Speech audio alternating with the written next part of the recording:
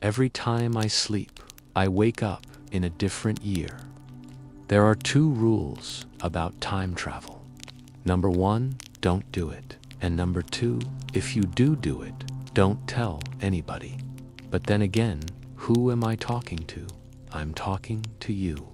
So you already know all this.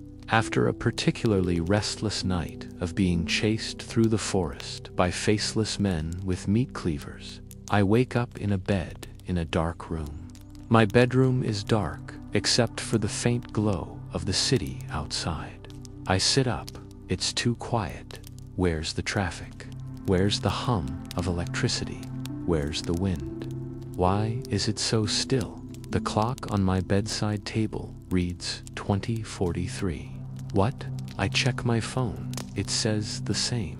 I try to call my wife. The line's dead. I step out into the hall. Everything feels wrong. The wallpaper, the carpets, the furniture, it's all the same but different.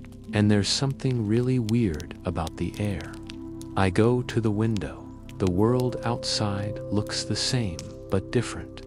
All the cars have the same design, but they're all flying cars. I live in the year 2043. I remember lying in bed next to my wife the night before. We were watching TV. I remember telling her how crazy it would be to wake up in the future. Then she laughed and turned off the TV to go to sleep. Was I dreaming? Did I fall asleep at some point? I look at my hands. They're older. I'm older. How could I have slept for 20 years? How can this be possible? The first thing I do is search online to see if anything happened in 2043. Nothing. There are no news websites. There's no internet. The only websites available are government-run sites that tell me nothing. No news, no social media. It's like the world ended, like what happened to everybody. I find an old, dusty laptop and turn it on. The only thing I can get working is the webcam. I film myself and ask questions. Questions I will hopefully answer. Why did I wake up here?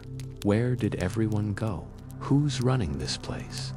I save the file as question mark. The next time I sleep, I wake up in another bed, in another dark room. The clock says 1986. That means every time I close my eyes, I travel back decades. I feel like an idiot.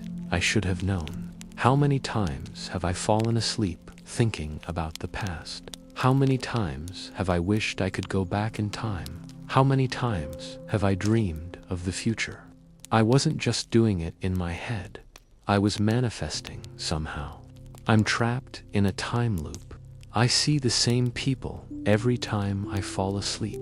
My mom, my dad, my wife, my friends. They all seem to appear when I fall asleep. And when I open my eyes, I'm in a different time with them. I've been here 20 times now.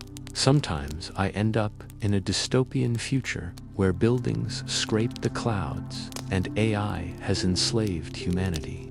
Sometimes I end up in a surprisingly primitive time where people think the earth is flat. Sometimes I end up in a shockingly empty time where I'm the only person around.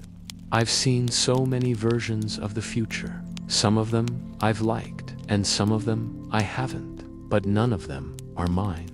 When I wake up in the year 2017, I decide to leave a message for myself. I write down some facts about myself or the time I'm in, anything to jog the memory of whoever ends up finding it. I hide the note under the floorboard in the bedroom. I think to myself, the longer I'm gone, the more real this world becomes for me. Maybe I'll eventually get used to this. Maybe I won't mind being stuck in 2017. I meet a girl named Eva who says she's from the future. She travels back in time to warn us about what's to come. She said we can't let him win. Who's him? I'm not sure. All I know is that I need to get home. I love my life. I love my wife. I want to go back to her. I fall asleep and wake up in a version of the year 2122 that seems familiar. This has to be my time. I recognize the skyline. I recognize the street signs. I recognize the layout of the city. This is my future. I rush home, but nobody's there. Nobody's ever there. I search the house and find another hidden camera. This time, it's recording a woman's face. A woman I've seen before. It's my wife. She's recording a message for herself in the year 2122. She tells herself that it's important that she keeps going. She needs to get to the end. She needs to fix the timeline. So I'm not the only one experiencing this. But if I'm not the only one, where is she? Where is everyone? I look at the date on my phone. It says April Fool's Day. Of course. Of course it does. If this is a dream, then I must be the only one experiencing it. I'm the only one experiencing reality. I'm alone. I'm always alone. I wake up on a cold, hard floor. The ceiling's made of dirt. There's a single bare bulb hanging above me. In front of me is a TV set playing static. I sit up and notice a figure kneeling in front of the television. It's me. Well, it's a version of me. He's crying. He turns around and sees me sitting there. He gets scared and hides behind the television. I walk over and ask him what's wrong. He says I shouldn't be here. I ask him where he's from, and he tells me the year 2094. He asks me why I came here, and I tell him I don't know.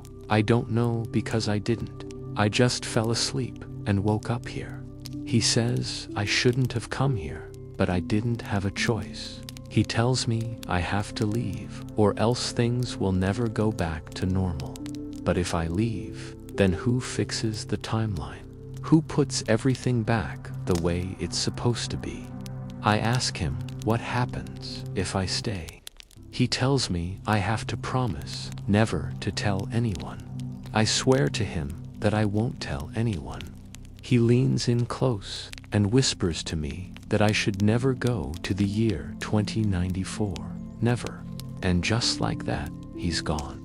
The next thing I know, I'm waking up in a version of the year 2094 that looks and feels exactly the same. The sun shines through the window. The birds tweet outside. It's a beautiful day. It feels like home. I miss my home. I miss my wife. I walk into the living room and see a man kneeling in front of the TV. It's me. It's a version of me kneeling in front of a blank screen. The TV doesn't work anymore. It's broken. I kneel down beside him and ask him why he's here. He looks up at me and tells me he doesn't belong here. I ask him where he's from, and he tells me a different version of the year 2094, one where the world works. His world. He tells me I broke the timeline. He tells me I'm responsible for the time fracture. He tells me I'm the reason we're trapped in a never-ending loop of random years. He begs me to fix it, but I don't know how. I don't know how to fix it. I don't even know what caused it. Maybe it wasn't me. Maybe it was him. Maybe it was our collective unconscious. Maybe it was our dreams. Maybe it was the times we wished upon a falling star. Maybe it was the spells we cast. Maybe it was the potions we brewed. Maybe it was the curses we uttered. Maybe it was the chaos we created. Or maybe it was the order we sought. Maybe it was all of us. Maybe it was all of this. The man disappears. The television flickers to life, and the screen fills with static. And I hear a voice. My voice, it says, don't trust the man. Don't trust yourself. Don't trust the future. Don't trust the past. Don't trust anything. Don't trust anyone, not even me.